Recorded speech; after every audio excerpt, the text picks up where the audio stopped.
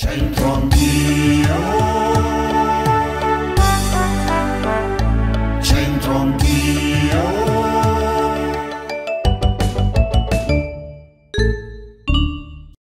Amiche e amici di Teletutto, ben ritrovati a un nuovo appuntamento con Centro Anch'io.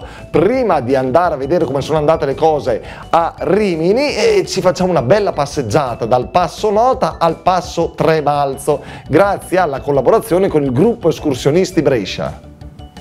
Percorrendo la strada che porta da Tremosina alla bella e lunga Val di Bondo si giunge al Passo Nota, 1200 metri al confine con il Trentino, uno dei luoghi più interessanti del Parco Alto Garda bresciano. Il percorso si snoda lungo i tornanti della strada costruita nel corso della Grande Guerra che sale lungo le pendici dei Monti Nota, Tuflungo e Corno della Marogna. Si raggiunge Prat delle Rose e il Passo del Gatun. Il sentiero 184 consente di giungere alla bocchetta Val Marza, al Monte Tremalzo e ad all'omonimo passo.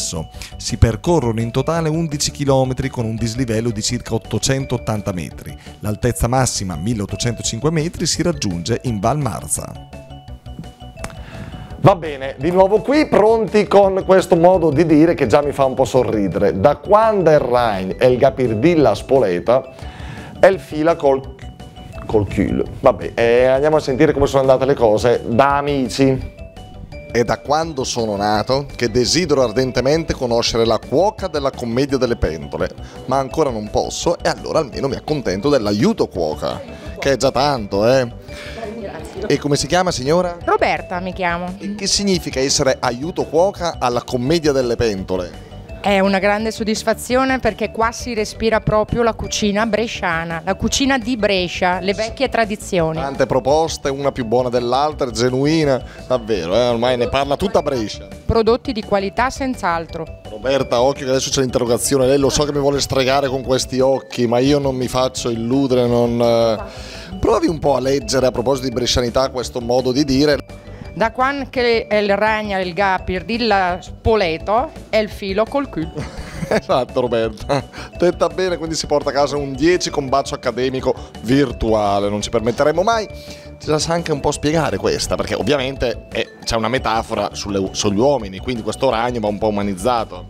Pensa alle persone, lasci stare il ragnetto, da qualche ragno il Gapirdilla Spoleta il filo col cul, cioè detto di una persona che...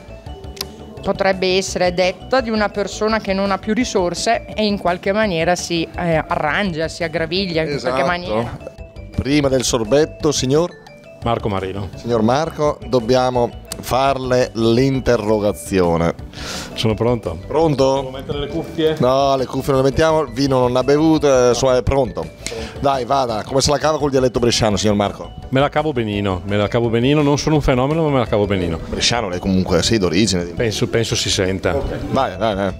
Da quando che il Rhein e il Gapirdilla Spoleta e il fila col cul, se si può dire. Teletutto, vabbè, dialetto ci sta, dai, insomma. Allora, sarebbe prova a tradurre. Da quando il ragno ha perso la spoleta.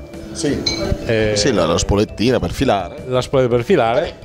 Fila con quello che il retro. Il retano, ecco. Per dire? La morale sarebbe che quando il ragno, insomma, quando meglio una persona non ha più una cosa per portare a casa a sbarcare il lunario, magari ne trova una soluzione alternativa. Niente, non è che lei ha ascoltato la risposta dell'aiuto cuoca che abbiamo appena fatto qui alla Commedia delle Pentole, è per quello che sa la soluzione. Salutiamo dai gli amici di Teletutto e vi invitiamo a fare un giretto qui a Commedia delle Pentole, dai, salutiamo. Assolutamente, un saluto a tutti gli amici di Teletutto. Va bene, alla prossima, grazie, ciao.